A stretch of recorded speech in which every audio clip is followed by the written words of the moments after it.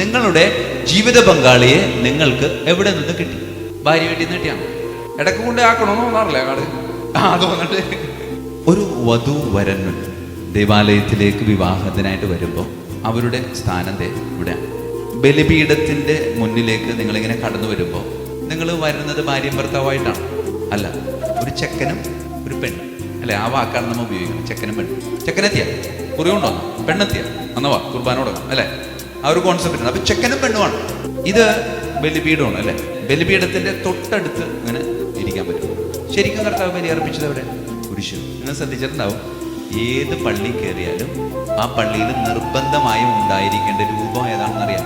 കുരിശ് രൂപമാണ്. കുരിശ് രൂപം നിർബന്ധമായിട്ട് ഉണ്ടായിരിക്കും. ചില പള്ളിയിൽ ഉയർത്തെഴുന്നേറ്റ ഈശോയുടെ രൂപമാണ്. അപ്പോൾ എന്ത് ചെയ്യും? ചെറിയൊരു രൂപം ഇവിടെ കൊണ്ടുപോയി വെക്കും. ബലിയർപ്പണം നടക്കുന്ന ദൈവാലയത്തിൽ നിർബന്ധമായും ഉണ്ടായിരിക്കേണ്ട ഒരു രൂപം ഏതാണ് എന്ന് ചോദിച്ചാൽ നമ്മൾ കണ്ണും പൂട്ടി മറുപടി പറഞ്ഞു, ഈശോയുടെ ക്രൂശിത രൂപം. കത്തോലിക്ക സഭയുടെ ഔദ്യോഗിക മതബോധന ഗ്രന്ഥത്തിൽ ബലിപീഠത്തിന് കൊടുത്തിരിക്കുന്ന ഒരു നിർവചനം എന്ന് പറയുന്നത് കർത്താവിന്റെ കുരിശാണ്. ബലിപീഠത്തിന്റെ മുൻപിൽ ഇരിക്കുക എന്ന് പറഞ്ഞാൽ കർത്താവിന്റെ കുരിശിന്റെ ചുവട്ടിൽ ഇരിക്കുക എന്നുള്ളത്. കർത്താവിന്റെ കുരിശിന്റെ ചുവട്ടിൽ ആരാണ് സാധാരണ നിൽക്കുക? മാതാവാണ്. മനസ്സംഭവത്തിന് ചിലപ്പോൾ ഞാൻ ചോദിക്കാം, രാവിലെ പള്ളിയിൽ വന്നിട്ട് പള്ളിയിൽ വരാൻ പറ്റില്ല വെച്ചാൽ എന്താണ്? 4 മണിക്ക് എഴുന്നേറ്റ് പോകണമെന്ന് പറയും. അപ്പൊ ഞാൻ വിചാരിച്ചു വല്ല ആരാധന ഇല്ല വെച്ചാൽ മറ്റേ ബൂട്ടീഷൻ 4 മണിക്കാണ് വിളിച്ചേക്കണത്. അതിന് 4 മണിക്ക് അവിടെ ചെന്നിരുന്ന് ഉറക്കവും പോയി, അതുമില്ല ഇതുമില്ല. അവസാനം ഒരു 8 മണിയൊക്കെ ആകുമ്പോൾ അവിടെ നിന്ന് കഴിഞ്ഞ് ഭക്ഷണവും കഴിക്കില്ല. അപ്പൊ സങ്കടം തോന്നും നമുക്ക്.